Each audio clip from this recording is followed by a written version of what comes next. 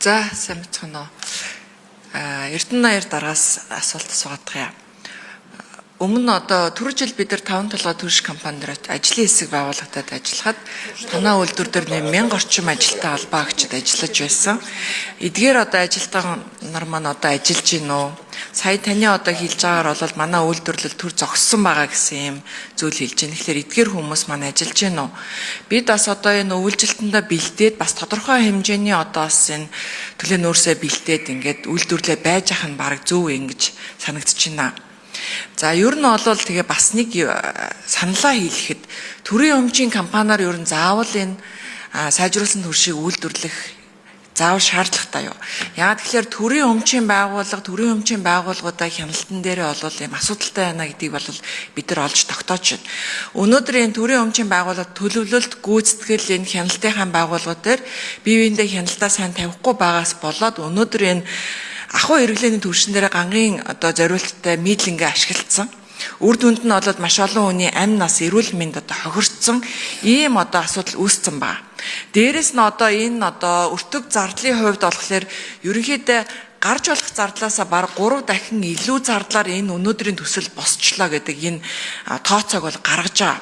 За хариуцлагын асуудал бол энэ одоо нэлээд одоо сүүлд бас яригдаж болно. Одоо бид нар бол энэ жил үйлчлэлтэндээ бэлдэх ёстой. Одоо зуны дэлгэр цаг дээр түүнээ зориулаад бид нар одоо энэ юу одоо энэ өвөлдөө бид нар хэрэглэх вэ гэдэг дээр өнөөдрийн энэ хурал одоо анхаарал төвлөрж байгаа. Тэгэхээр амар түвшин дараагаас асууя. Нийслэлийн хэмжээнд одоо энэ үйлчлэлтэндээ бэлтгээд одоо бид нар хүүх нүүрс одоо гаднаас захиалж байгаа юм байна. Хэдийн хэмжээний хүүх нүүрс захиалж байгаа юм. Тэрийг ер нь заавал бүгдийн тиймээ гаднаас авах хэрэгтэй мó. Энд ерөөсөө нэг хоёр л зүйл болоод эсвэл төрийн өмчийн байгууллага үйлдвэрлэж идэг. Үгүй бол гаднаас захиалж идэг. Яагаад энэ Монгол үндэсний үйлдвэрлэж болдгүй юм бэ? Үндсэн хуулиараа энэ хувийн өмч хөрөнгийг хамгаална гэсэн бид нар энэ үндсэн хуулийн заалт байж байна. Тийм болохоор бид нар компани хувийн хөвшлүүдэд дэмжиж үндэсний компаниудыг үйлдвэрлүүлэх боломжийг олгомоор байна. Одоо энэ нийт одоо гаднаас захиалах гэж байгаа энэ хүүх нүүрснийхаа тодорхой хэмжээ магадгүй 20%, 10%, 30%-ийг нь Монгол компаниудад өгмөр байна. Энэ Монгол хүний эрүүл мэндэд нийцсэн Монгол одоо яг хүний одоо онцлогт тохирсон үйлдвэрлэлийг монголчууд бид нар л үйлдвэрлэнэ. Өнөөдөр бид нар Монгол компаниудаа дэмжинэ гэж байгаа бол энэ ерөөсөө Монгол хүүхдийн амруул хоол холбогдож байгаа хэлбэр шүү. Энийг бид нар маш сайн ойлгох хэрэгтэй. Өнөө жил бид нар яаралтайгаар гаднаас захиалж байгавч дараа жил бид нар дахиад энэ одоо сайжруулсан түвшийг хэрэглэнэ. Тэр үед Монгол компаниуд За, Пунслмагчны цунгай гүсэж ясвэ. Тэр үед бол Монгол компаниуд хөл дээрээ бат нут зогсцсон, үйлдвэрлэгч болцсон, төдий хэмжээний одоо хагас их найд төвөргөний одоо үйлдвэрлэлийг дотооддоо үлдээсэн ийм одоо нөхцөл байдлыг бид нар энэ жил бас бий болгож авах хэрэгтэй байгаа.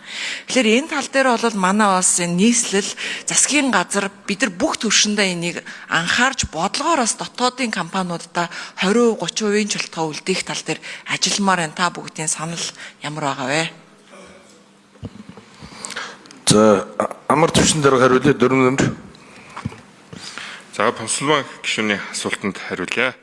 За, манай Монгол улсад яг өнөөдрийн байдлаар хагас коксын үйлдвэрлэж чадах хэмжээнд баригдсан бол ганцхан компани байгаа. За, энэ бол Хятадын 100% хөрөнгө оруулалттай Ян Сардаг гэдэг компани байгаа. За, мөн Шадар сайд дээр бол 2 одоо хагас кокс үйлдвэрлэх чадвартай энэ компани удирдлагыг бол уулзуулсан. За хоёулаа бол гадны хөрөнгө оруулалттай ийм компани байгаа. За энэ уулзалтаар бол нэг компани нь бол ашиглалтанд орох боломжгүй. Ойролцоогоор нэг 2-3 жилийн дараа үйлдвэрлэж эхэлнэ. За түрүүн миний хэлдэг Ян Сардаг хөрөнгө оруулалттай энэ компани нь бол энэ жилээс бол зөвхөн 10-20 тонныг бол туршилтын хэлбэрээр бол үйлдвэрлэх боломжтой. Дараа жилээс бол ингээд 200-аас 150 тонныг бол үйлдвэрлэх боломжтой гэдэг бол мэдээллийг бол Шадар сайдад бол хэлсэн байгаа. Ямар ч юм бол нийслэл бол хамгийн түрүүнд энэ хагас коксыг судлахтаа бол ингээд дотоодынхаа нэгжүүдээс бүгд судалгааг нь эхлээд тэгээд ингээд явсан байгаа.